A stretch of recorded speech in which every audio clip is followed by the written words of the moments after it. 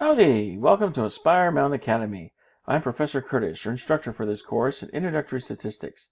In less than 10 minutes, this video provides even more practice with using hypothesis testing for linear correlation.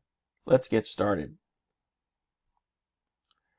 Let's look at an example problem involving gas prices. And if you want to follow along in StatCrunch, you don't have to type the data there into StatCrunch. You can if you want, but it's much easier if you just go to our StatCrunch group and get the data from there. It should be in a file called gas prices.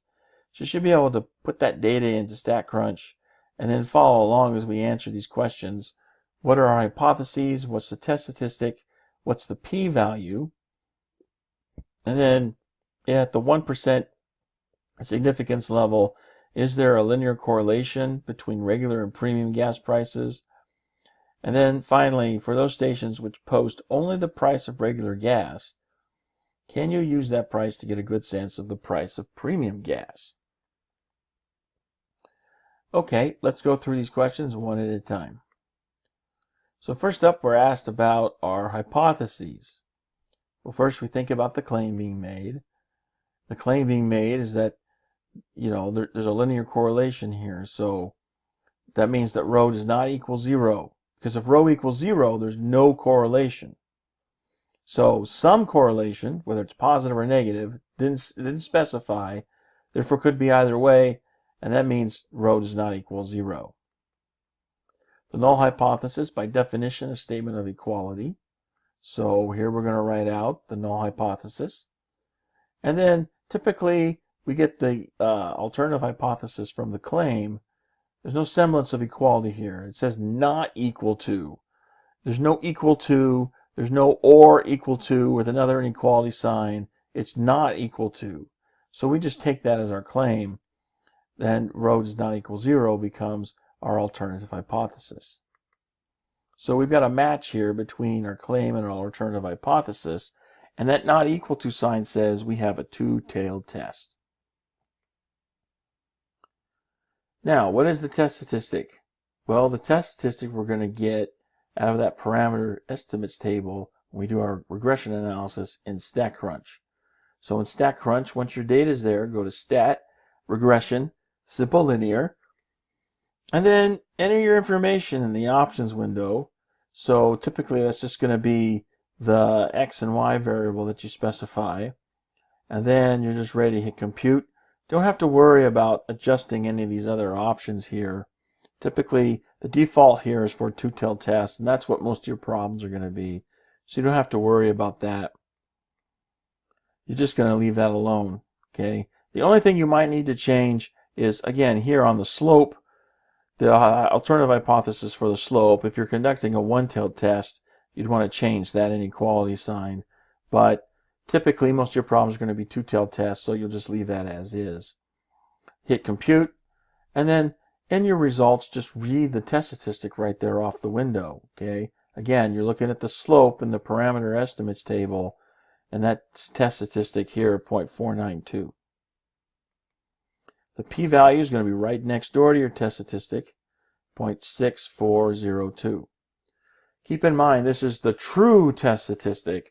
So if you're asked for a quote-unquote test statistic and you don't see that they're asking for the linear correlation coefficient, then you probably want to give them the linear correlation coefficient because it's being used as a test statistic. But if you already have given them the linear correlation coefficient and they ask for the test statistic, well, obviously they're not asking for the same number twice, so they must be asking for the true test statistic, and so you take that there off your parameter estimates table. At the 1% significance level, do we have a linear correlation between the prices of regular and premium gas?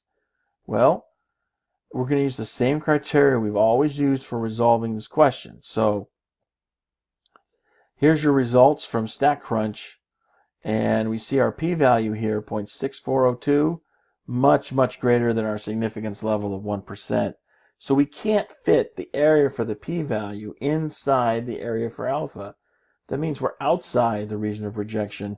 We fail to reject the null hypothesis, which means it could be true, And since the null hypothesis was that our correlation coefficient was 0, that means there's no linear correlation. Alternatively, you can use your critical R value, compare it with the R value you get from your data. So here's our critical R table, and notice we've got a sample size of 8. So at the 1% significance level and a sample size of 8, we're looking at 0.834 for the bar that we need to clear with our R value from the data. But that number here, you see 0.1969, not even close to clearing the bar.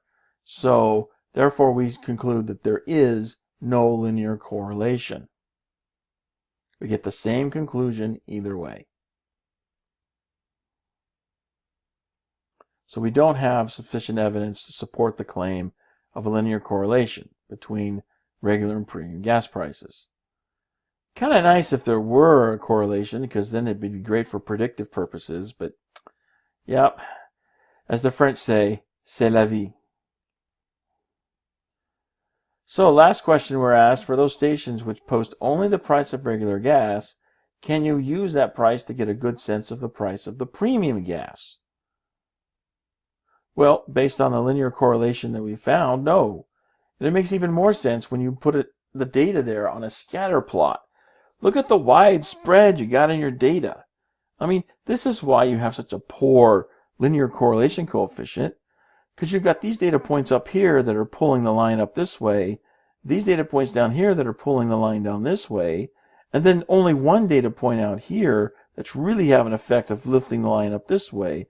So when everything's balanced out, said and done, you get something that, yeah, really close to some of the data points, really far away from others. And so if there is any sort of relationship here between the price of regular and premium gas, it's going to be a weak one at best, because you just got so much spread here in your data points on your scatter plot. It's hard to say there's any sort of linear relationship going on here. And that brings us to the end of this mini lecture. I hope you found it helpful.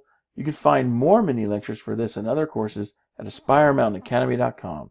Thanks for watching. I'll see you in the next video.